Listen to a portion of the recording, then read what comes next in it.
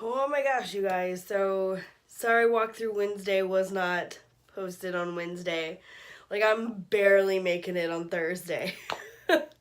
So, I'm recovering from the flu, and I'm just tired of being tired at this point. I was like, screw it. I just want to play with some tarot, and I might as well make this video in the process. So, I put a semi face on, and we're doing this.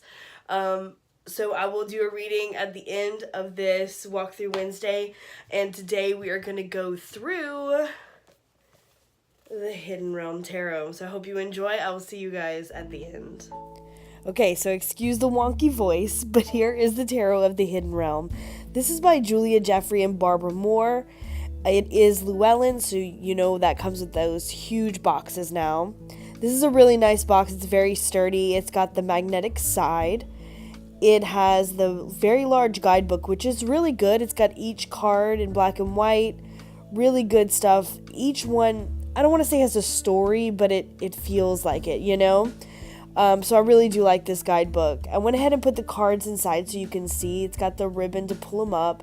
While this is a really great and beautiful packaging, it's just not practical for me to hold my cards in there, so I usually don't keep them in. As far as the size goes, they are basically a standard tarot size. So now onto the cards. I know my voice doesn't sound like it right now, but I'm really enthusiastic about this deck. I've had it for a while. I have not read for anyone else with it, but I have read a lot for myself personally. And I think that's because when it comes to my Fae decks, I tend to use those for my own. Every spring, every fall, it just like this huge rush within me to engage with the Fae and this Fae energy. And this is one of my favorite decks to do so. By far my favorite tarot to do so. This is I call it very face heavy. So everything is very much in the faces of these characters. Not a whole lot of background, very beautiful, like kind of Celtic looking swirls going on mostly in the background. But I thought it was going to be harder to really engage and read with these, but it's not. The artist, Julia, really did a fantastic job in making this so incredibly readable. You can feel the emotion that's going on. You can see in their eyes, in their slight smirks, whatever's going on their face really does come through more so than you would think. So I didn't grab this for a hot minute because I was nervous about that. I was like, oh, I just don't know. It just doesn't feel like there's much to it, but I was incredibly wrong. I was so wrong. Now, if you don't have a very big pull to the Fae type energy, I don't know if this deck would be for you. There is a few animals.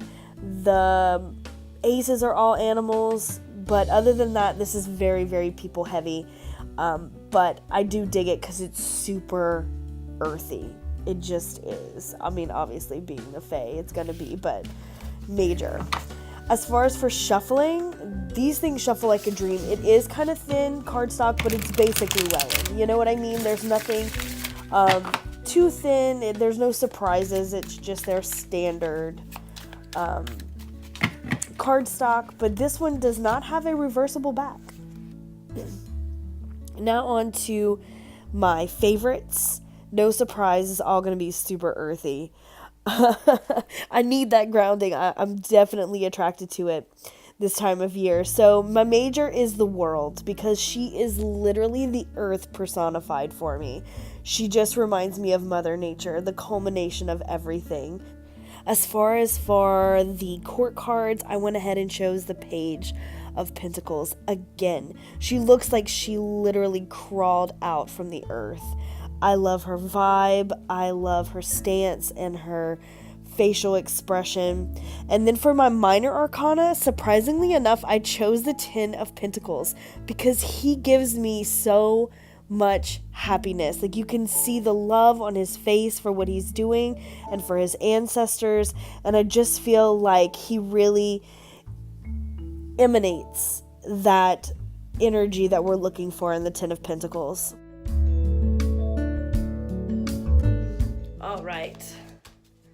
Let's see what we need for the weekend.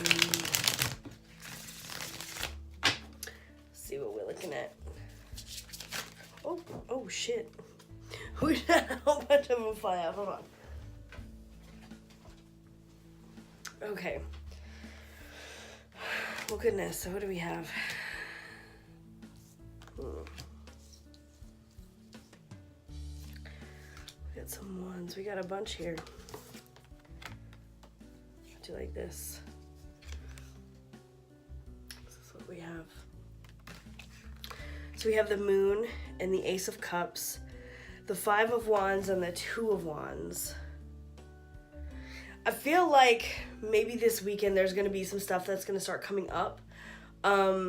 For some people, I feel like this is stuff that's been buried that might be kind of dug up. And like this Otter of this Ace of Cups tells me that it's pretty emotional.